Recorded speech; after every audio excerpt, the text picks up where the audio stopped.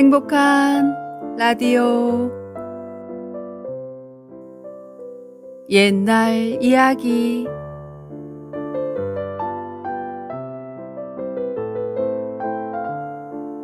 무인도의 6사람.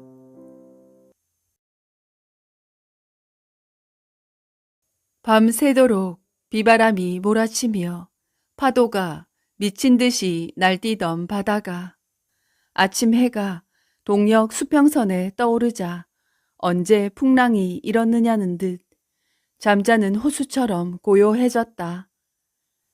해변에 부서진 배 조각들이 널브러졌고 판자와 부러진 돛을 잡고 필사적으로 발버둥친 사람들이 기진맥진 해변에 쓰러져 있다가 하나둘 일어났다. 강진에서 24명이 탄 배가 난파되며 목숨을 건진 사람은 단 6명밖에 되지 않았다. 여인도 한 사람 있었다. 남자 5과 여자 1. 그들은 목숨을 건졌다는 사실에 안도의 한숨을 쉬었지만 여자는 목을 놓아 울었다. 아무리 둘러봐도 남편은 보이지 않았다. 나이 지긋한 선장이 해변에서 일어나 말했다. 자, 우리가 운 좋게 목숨은 건졌지만 앞으로 살아갈 일도 만만찮을 거요. 해변에 떠다니는 자네 중에 살아가는데 도움이 될 만한 건 모두 건져 올립시다. 특히 먹을 것은 쌀 한 톨이라도. 말이 끝나기 무섭게 공포에 벌벌 떨던 남자들이 일제히 바다로 들어가고 여자는 첨벙첨벙 옷가지를 챙겼다. 그 와중에도 남자들의 시선은 바닷물에 착 달라붙은 여자의 몸매에 쏠렸다. 몸의 굴곡으로 봐서 30대 초반이요. 차림새나 얼굴을 봐서 사대부가의 맏며느리 같은 귀부인이다. 처서가 지난 초가을이어서 저녁 나절이 되자 서늘했다. 불행 중 다행으로 오후 내내 젖은 부싯돌로 애를 쓰던 선장이 마침내 불을 만들었다. 바닷가 널쩍한 바위 위에 불을 피우고 6이 빙 둘러앉아 건져 올린 물통의 물과 육포로 저녁을 때우고 하룻밤을 새웠다. 이튿날 선장이 섬을 한 바퀴 돌아오더니 이 무인도는 보잘것없는 섬이요. 이제 건져낸 식량으로는 한 달 살기도 빠듯하오. 구조선이 영원히 안 올지도 모를 일이니 다 힘을 합쳐서 살아갈 궁리를 해봅시다. 라고 했다. 망망대해에 떠있는 작은 무인도에선 우선 물을 찾는 게 급선무다.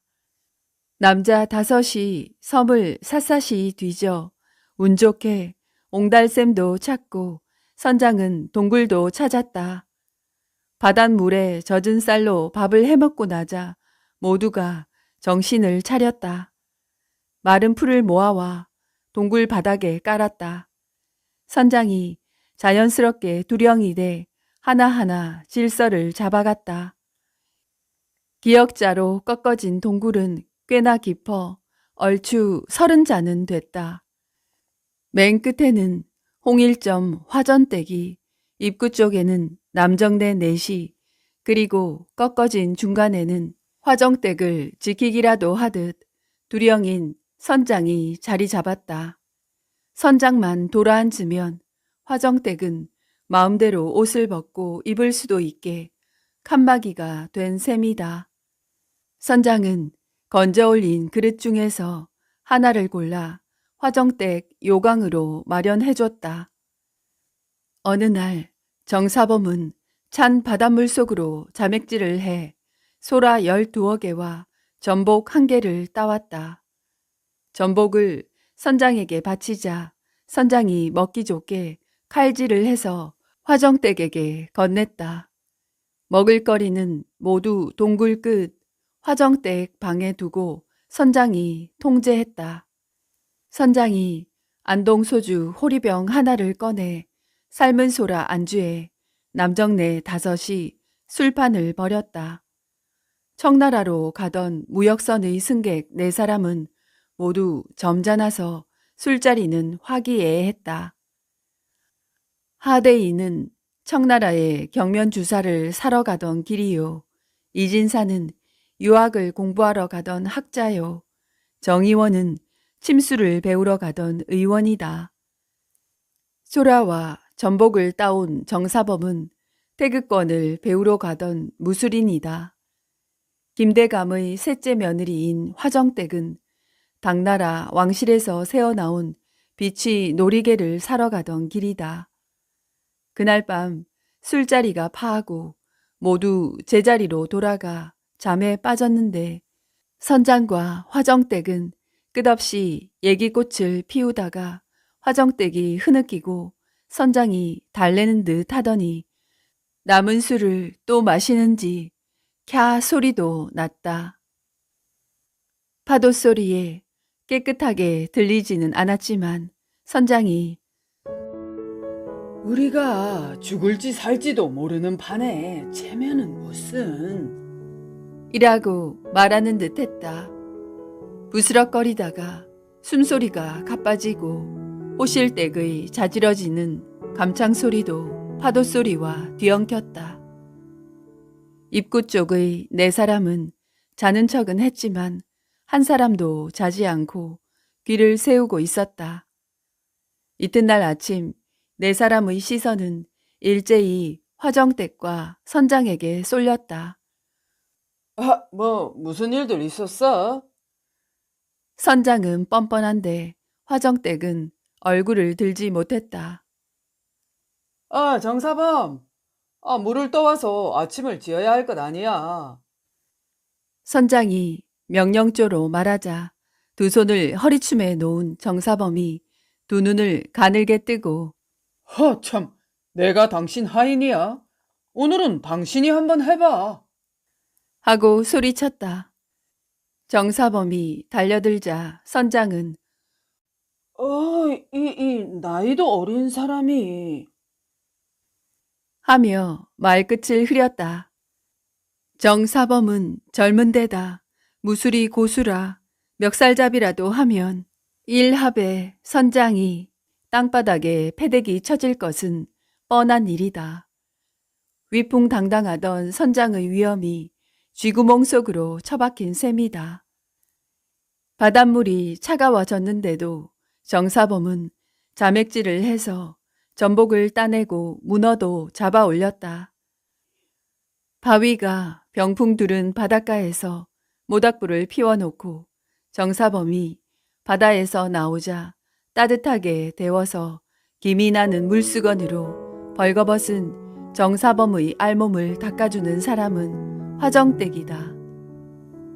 따스한 가을 햇살 아래 바위가 산방을 막아주는 멍석 한 장만한 백사장에 화정댁 치마를 펼쳐 깔고 아랫도리만 가린 정사범과 속치마만 걸친 화정댁이 전복과 문어 안주에 잔을 부딪혔다.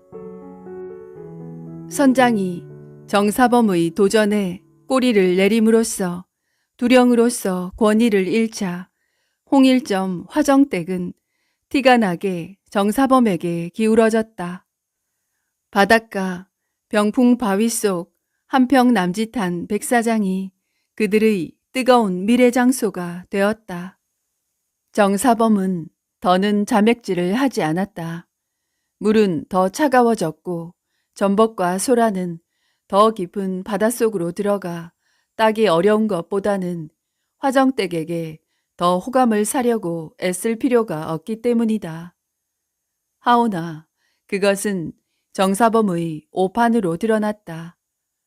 화정댁이 정사범의 병풍바위 동행 요청을 거부했다. 정사범이 다시 바다에 들어가 깊이 잠수하여 전복을 따서 화정댁에게 바치자 화정댁이 움직였다. 화정댁의 속내가 다 드러났다. 선장을 두령자리에서 끌어내린 정사범의 사나이다움보다 전복을 더 좋아했던 것이다. 하루에 100리를 헤엄칠 수 있다는 노루 한 마리가 이 무인도에 들어왔다. 옹달샘 옆에 잠복해 있다가 노루를 잡은 사람은 선장이다. 그날이 추석날이었다. 그날 밤 6사람은 배가 터지게 육식을 하고 안동소주를 2호리병이나 마시며 축제 분위기에 빠졌다. 보름달이 두둥실 떠오른 동굴 밖으로 나온 선장이 바닷가에서 소피를 보고 바지를 추스르는데 화정댁이 따라 나와 팔짱을 꼈다. 두 사람은 말도 필요 없이 똑바로 병풍바위로 가서 훌훌 거추장스러운 걸 벗어던지고 한 대 뒤엉켰다. 거의 한 달 만에 화정댁의 음호를 다시 뚫은 선장은 감격했다. 살아서 돌아갈지 이 무인도에 뼈를 묻을지 모르는 깜깜한 앞날에 대한 두려움이 남정네들의 종족 보존 본능을 자극했다. 체면이고 뭐고 던져버린 발정난 수컷 5은 오로지 화정댁의 치마 벗길 궁리만 했다. 정의원이 절벽 사이에서 백화소를 캐와 화정댁에게 바치자 그녀는 눈짓을 보냈다. 정의원이 먼저 병풍바위에 가 있자 화정댁이 뒤따라왔다.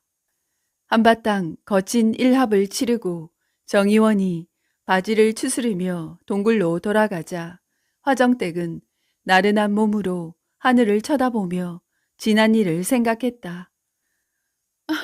남편이란 작자가 이 여자 저 여자 치마를 벗기며 그렇게 속을 썩이더니 요즘 저승에서 나를 내려다보면 방방 뛰겠지 하며 키득키득 웃었다. 동굴 속에 질서가 잡혔다. 절대 권력을 움켜잡은 사람은 화정댁이다.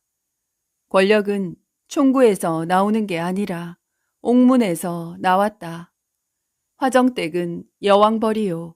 남정네 5은 일벌이다. 동굴의 기역자로 꺾어진 지점에 마른 풀잎을 쌓아 칸막이를 만들고 작은 문은 난파선의 판자로 만들었다. 기역자 동굴이 방 2개로 나뉘었다. 안방은 여왕벌이, 문간방은 일벌 5이 오글오글 비좁게 살았다. 많이 줄어들었지만 쌀이다 육포다 소금 고추장 등 난파선 잔해에서 건져낸 식량은 안방의 화정댁이 차고 앉았다. 곡간 열쇠를 찬 셈이다. 서리가 내린다는 상강이 지나자 바깥 날씨가 싸늘해졌다. 달콤한 섬다래를 한 바가지나 따온 이진사에게 보답하려고 병풍바위로 가려던 화정댁은 그를 제 방으로 불러들였다. 감창이 옆방으로 좀 새어나간들 그게 대수리야.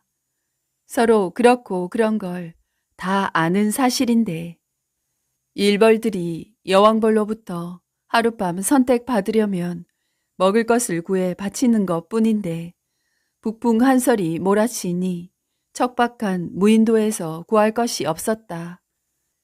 상강 때 섬다래를 얻어먹고 시해를 내린 후 보름이 지난 입동까지 아무 곡물이 들어오지 않자 화정댁은 신경이 날카로워졌다.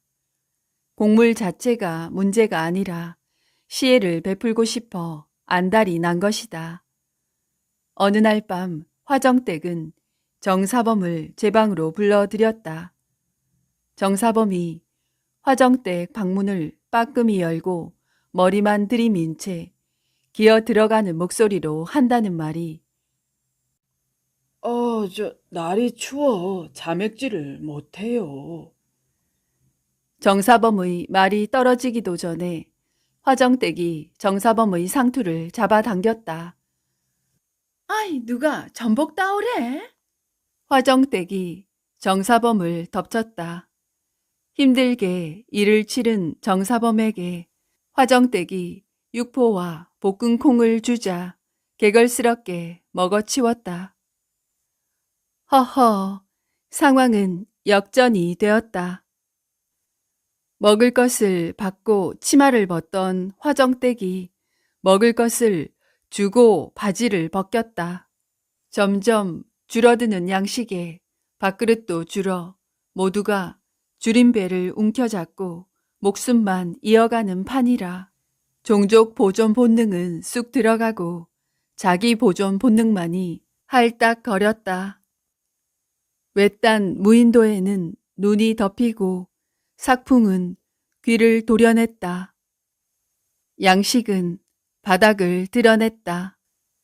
하루 한 끼 밥 3숟갈이다. 식량 통제권을 쥔 화정댁은 아직도 오동통했지만 수컷 넷은 피골이 상접해 반송장이나 다름없고 그나마 사람 몰골을 한 정사범은 화정댁에게 사육당하고 있었다. 결국 정사범도 길게 가지 못하고 내팽개쳐졌다.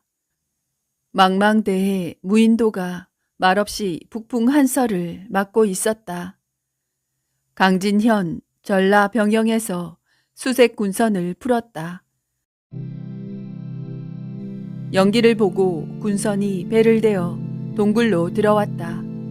비쩍 마른 남자 5이 벌레처럼 기어 나오며 한사코 수군들이 굴 속으로 들어가려는 걸 막았다.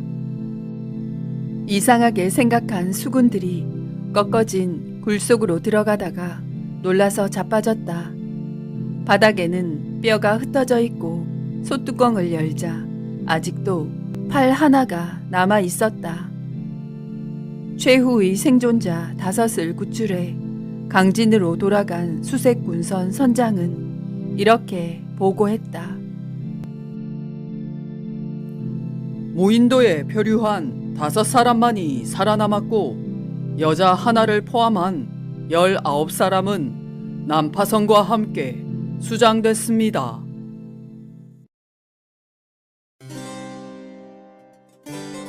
최후의 생존자는 모두 5사람이네요.